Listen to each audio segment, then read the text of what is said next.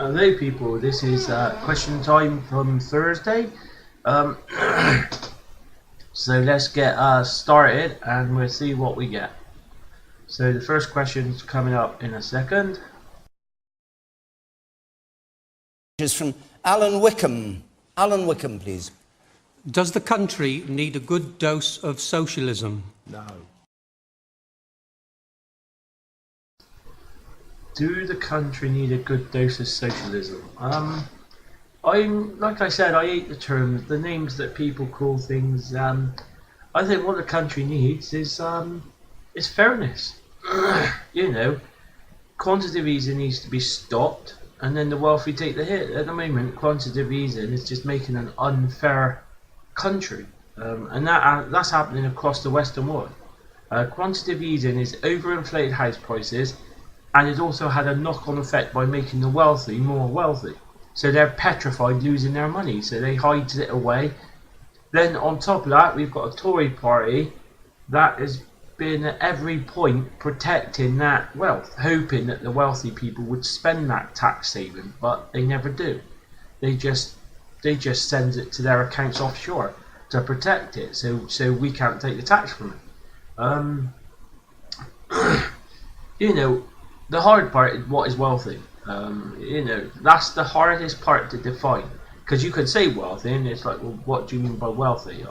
I feel quite wealthy. I could do what I like once a week. I could do this, I could do that.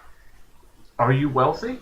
You know, the wealthy I'm talking about is people who got over 100 grand or more, or, you know, in cash terms, not like your mortgage, for example. I'm on about people who's got like 100 grand cash who could instantly get that money if they wanted to.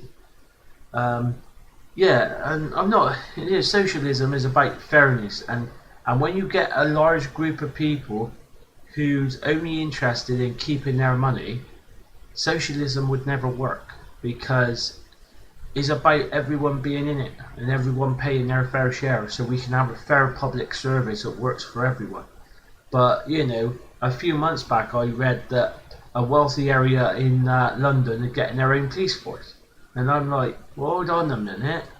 You know, that is definitely dividing communities. So the wealthy area is going to have dedicated police force around all the time, and then the neighbouring counties are hardly going to have anything, because our proper police force has been cut to the bone and they can no longer provide a top service. So it's like a mediocre service now.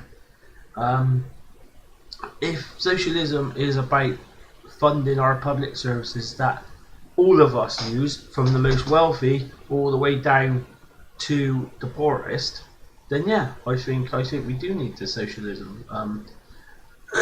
But, you know, there's a lot of caveats to that, because we go on about socialism and privatisation is a joke. Half of the privatisation systems are still being funded by massive taxpayers. So, you know, it's a load of crap when people say, oh well, yeah, privatisation. Not much is privatised in this country, because they're getting massive subsidies from the taxpayers, but yet we've got no say over what goes on. You know, that's all done by the private company. But yeah, I suppose I missed the point about socialism, but that's the way I feel. Is I feel socialism is about having a good systems of public services in place. We should never try and confuse the public services to private companies, because their goals are completely different. You know, a public service runs for the good of everyone in the country, where a private company, that's like secondary to making money. If they're not making money, if they tries to put their service or their product before making money, they'd go out of business. They wouldn't exist. So there's that difference, and it's amazing on how many people don't understand that principle. So yeah, to that question, I would say, yeah, we do need socialism and fairness put back into this country, because it's been divided and destroyed under this Tory government. So what I'll do is I'll move on now to question number 2. Let's have your question. Does the panel think Theresa May will finish her full term as PM? As PM, well, From my point of view, I hope she does, because the longer she stays in power, the more damage she's doing. Well, no, I don't want that, because I find it good that she's damaging the Tory party, but the downside to that is she's also damaging the country at a time when the country needs to try and show power and strength, because we're leaving the EU. So we need a strong government that can go out there and get trade. And with her leading it, at the moment with the Tory party in government, it's a joke. They're no longer a united party themselves. They're very disciplined at not going to the media, though. I'll give them that. That's the difference between Tory and Labour. Labour has got enough backstabbers, is more than happy to run off to the media, where the Tory party MP seems to be more restrained from that. Very few of them actually goes out to reporters and just blabs off. Probably to do with money, and they know they'd be done over in the party if they actually went too far and done that. But I really do. I do think that the simple answer to that question is I don't think she would. There's enough Tory supporters out there who's at the highest level within that party that wants her out, and the problem they've got is there's no clear leader to take over from her. Not any of the Brexiteer MPs within the Tories are willing to stand up and say, look, we want to take over. None of them. They're all shouting from the guidelines to get the public to keep pushing on about Brexit, but none of them's willing to put their careers at risk and their wages. That's how hypocritical they're being at the moment. Anyone, even Gove, I reckon even Gove probably stands a good chance of beating Theresa May. If he had all the Brexiteer MPs backing him, obviously Boris ain't going to, but if one of those Brexiteers had all the Brexiteers within the Tory party supporting them, they'll win. They'll knock Theresa May off, and they'll become Prime Minister and leader of the Tory party. But we all got to ask the question, why ain't he doing that? Funny how many people do not, well, especially Tory supporters, they don't want to ask that question, especially if they voted leave. It blows their idea of, oh yeah, we'd do it, because none of them are doing it. They're all staying on the sidelines, don't want to put their career at risk. So I'll move on to question number 3 now.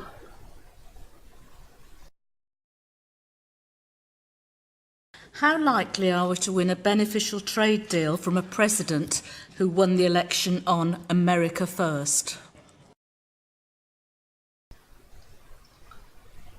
This goes into a really broader sense that, for the UK to compete with the likes of China, America, Canada, India, and other big countries like Russia, all they are massive countries, and their economy makes ours look tiny. So this belief that all Leave voters has got, that oh yeah, we could go out there, we can get what we want and keep our powers at home, is a delusion at best. If you're going to approach a big country with a massive economy than you're in, you're the one who ain't going to come away with the best deal. That's fundamental of negotiations. Is if you're a small country, you haven't got much to negotiate compared to the large countries. And the problem with it, even with smaller countries within the EU, we would have to trade with the EU. So that's another massive trading block that we would have to deal with. We can't deal with each country individually, because that's not how it works. You can call that protecting, or whatever you want to call it. The fact of the matter is, each country gets security from being in the EU. That's why it's better to be in it and out of it. But we're going out, so we're going out.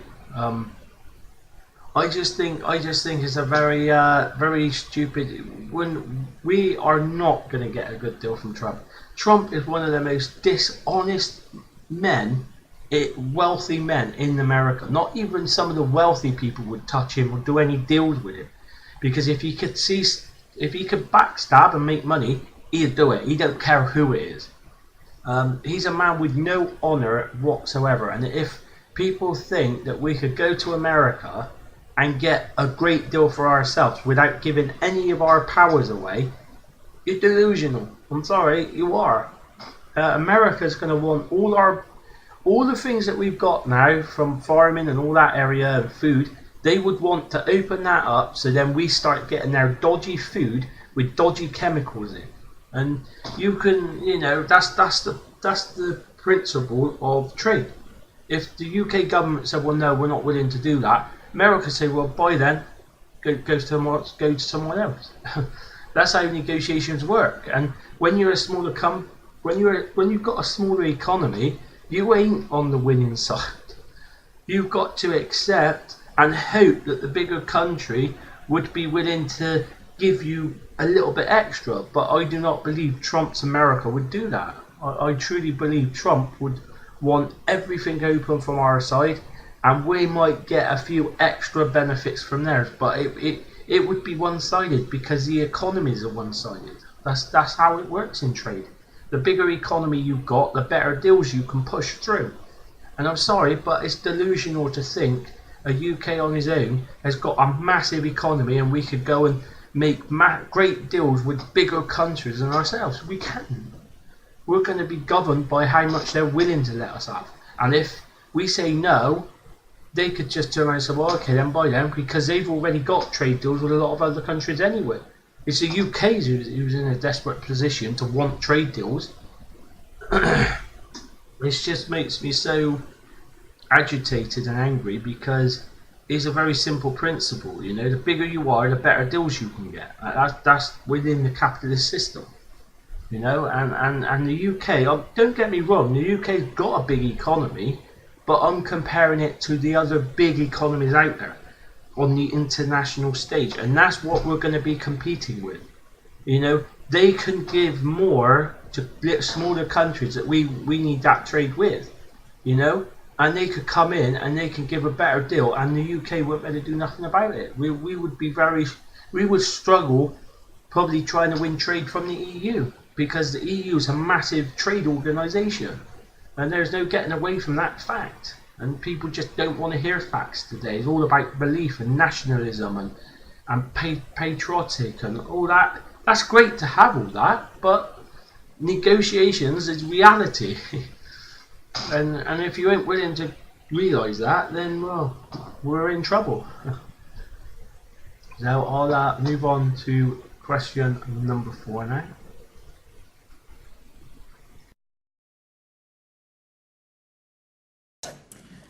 Following the German election, is the increased popularity of right-wing parties across Europe a sign of distrust in the EU? I don't think it's fair to try and say the far right within the EU, because I think the far right is benefiting so much from each country's national debt. Because as each government tries to get on top of their debt, they're cutting back on services. And when you do that, you're opening up suffering to your people. And when you do that, they're going to look for other people who telling them what they want to hear. And that's what these far-right nationalists are doing. They're saying what they want. They're saying what people wants to hear. And that's why they're gaining votes. I think it's a bit unfair to try and blame just the EU, because it's happening all over the Western world, because we're in massive debt. Each country in the Western world is bankrupt. There's no getting away from that. We're bankrupt. The only thing that's keeping it going is central banks printing free money and giving it to the market, giving it to the banks. Let's get real. I just don't buy it. It's nothing to do with immigration. It's all to do with how people's feeling in each country, and all their services being cut back, and then they're struggling. And then you get the far right people coming in saying that they're going to do this, they're going to do that, they're going to look after the people. All the nationalist, patriotic stuff in each country, and people buys into that. And then they start growing as a political party, but they uses nationalism, and then on top of that they uses this nasty hatred. It's like they're not happy, you know, they're not happy people, so they're turning it to hate. And when you start doing that, you tend to get more people flared up and hating people too. And when you get that type of thing, every country starts copying everybody else. When you start talking about nationalism, it spreads like a cancer throughout each country. And then what you end up getting then is you get governments that starts pulling back and trying to keep more themselves. And then once every country does that, what happens then? You know, it becomes chaos.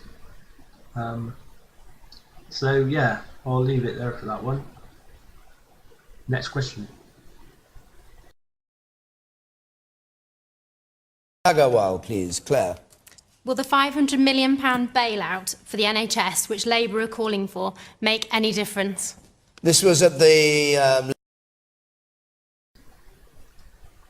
This one really, I really feels anger about this one, because the Tory party got into power the second term on their own and they slashed local councils' budgets.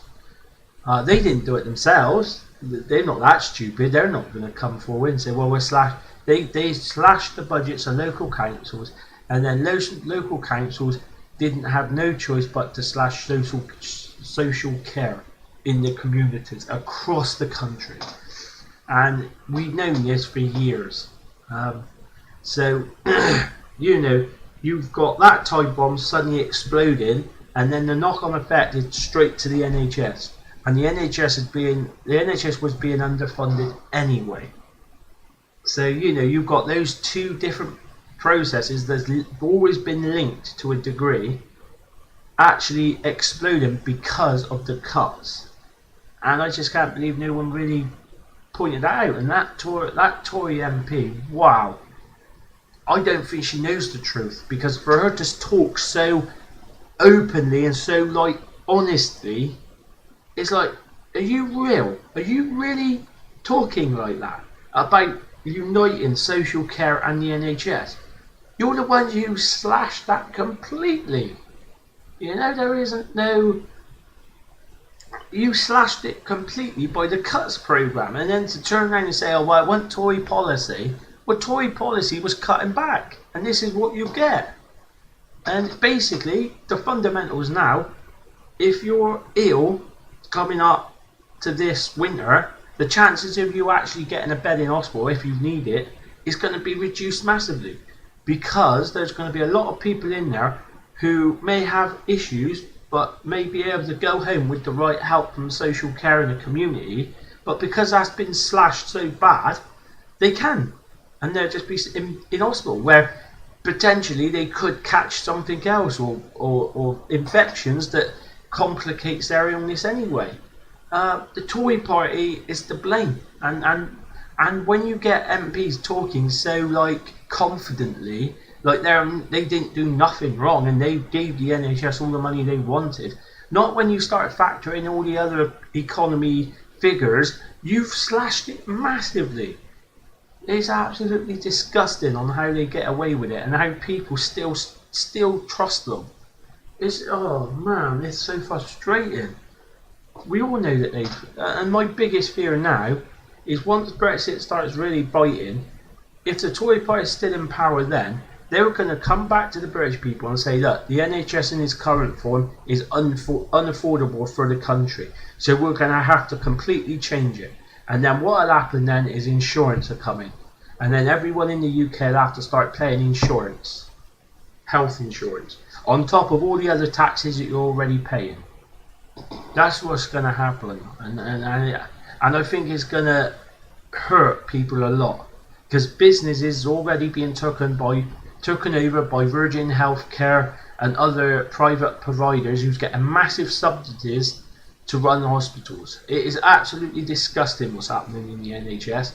And if you don't use the internet, fair enough, but you need to get on the internet to get the truth, because the mass media, it will not tell you the facts of what's really happening in the NHS. And if you choose not to believe it, that's fine, but try going to hospital and you see for yourself. I found that the GP the other day, said I'd get a call back. I never did. And on the phone line, ironically, they say that patients ain't are missing appointments, and I'm like, well, hold on a minute, I just missed a doctor. You know, you said you'd call me back, you never did. You know, it's just so frustrating, and to a degree, I don't blame them, because it's the fact that we've had so much cutbacks on the NHS that they're just struggling. We need more GPs. We need better care funding in the local community to keep people at home and give them decent care at home, which has been slashed by councils, and that's because of the budgets they've been handed down from central government. You know, it's only the wealthy areas that wealthy areas generally don't have that cost, because obviously the wealthy people, they can pay to put their they can pay to get the better care and all that, so they don't really rely on the local councils. So they're fine. It's the poorer councils that just can't afford the social care, because it actually impacts a lot more, because there's a lot more people that need that help. But until the Tory party out, I don't see the NHS getting any better whatsoever. As long as the Tory party stays in power, the NHS will continue to be undermined from the patient's point of view. They want every single person, they want everyone in the public to start hating the NHS. That's why they've created such a bad service. And don't forget, we've had 2 massive reforms in the NHS that's cost millions and millions of pounds, and most of that money went on to the people designing the new reforms that never ever made it any better in the NHS. The problem with what we've got is we don't know what we've got until they've gone, and when the NHS is gone, it'll be too late then. Everyone will start moaning about their healthcare, and then what the healthcare insurance companies would do is they would base it on your diet and what you're doing. If you smoke, if you drink, all those would play a massive factor in your premiums every month. In one way, it's not a bad way to go, because it'll make people grow up.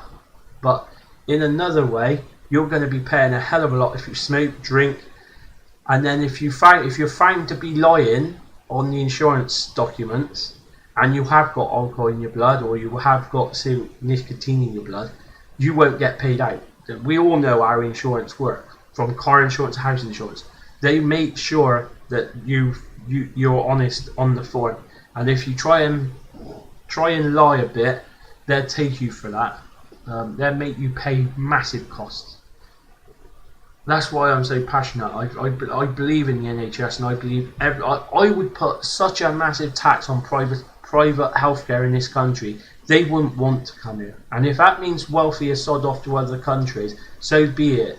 You know, they're not nationalist people, are they? They don't give a damn about their country. They're just going where they can get the best deals. Let them go somewhere else. So I'll move on to the next question now. The last question. Should sport and politics be kept separate? It's a big question. Should sport and politics...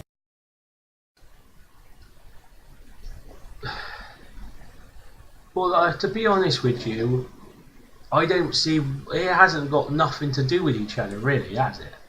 You know? Yeah, alright, we've got a minister in charge of health, but that's not really interlinked with, like, massive profit-making football clubs or whatever sport we're speaking about. I don't believe it has got anything in it. And linking it to Trump, Trump is just Trump. He likes picking on minorities that he don't like. That's what it is with Trump. The only group that he likes is in the US is the white nationalist view, and he will defend those groups as much as he can. And every other group, from Mexicans to South to Coloureds to any other group, he looks on it as fair game to attack. And I just can't believe that a president called them sons of a bitches. And then a few months back, he was calling white nationalist groups like Nazis and other groups like that, there's good people in them. is enough to make me cough and unbelieve. Yeah, I can't believe the president called, and the way he like said, fire them. I was like, Jesus, man, he needs to get out of that position fast. They needs to impeach him fast because he ain't gonna change. He ain't gonna grow. The presidency ain't gonna make him grow up. No doubt about that. But yeah, ultimately back at home, obviously, a sport is a professional thing, and they have got responsibilities. Sports people have got responsibilities for being role models, but I don't think that should have anything to do with politicians. Myself, there's a set of rules within each profession, and if they're found to be contradicting those rules, then that industry will deal with them. I don't think it should have nothing to do with politicians, and I just feel politicians trying to get involved in stuff like that will just backfire on them. So really, they're better off just keeping a distance, maybe have an opinion, but don't force that opinion onto anything, like Trump tried to do with the owners, trying to tell the owners to sack players that wouldn't stand up again. That's having it. Well, that's an opinion, but he is a very forced opinion, isn't it? It's like telling someone to do anything. And when you're the president, you shouldn't be doing that type of thing. You've got to make the decisions based on the evidence. And he's just not a president, is he? He ain't going to do well from this. A lot of people hate him, and I think he's a joke for America. It kind of helps us in a way with Brexit, really, because if we had a decent president in charge, Brexit would be like the extreme of the extreme. But seeing Trump's there, that takes a bit of heat off the UK. So it's good in one way, but it's not in another, because he's unpredictable. We don't know what he'd do. Attacking sportsmen. Surely he should be, especially with North Korea, surely that's a more important issue to stay up on top. Those people actually running their campaigns, they're well entitled, and I think there is quite a few cases to show that particular police officer has got an issue with colours. If they're firing when that person's led down on the ground with his hands up, there's no issue about that. That cop's got it. Maybe that cop has had a hard day, or whatever the reason. He shouldn't be firing on people of any colour who's actually doing what he tells them to do. But Trump is just highlighting that nasty side, and I think there's a lot of people throughout that country that feels that they could do that. I'll leave it there. This is been not a bad question time. I quite enjoyed it. Until the next video, people. Ta-da.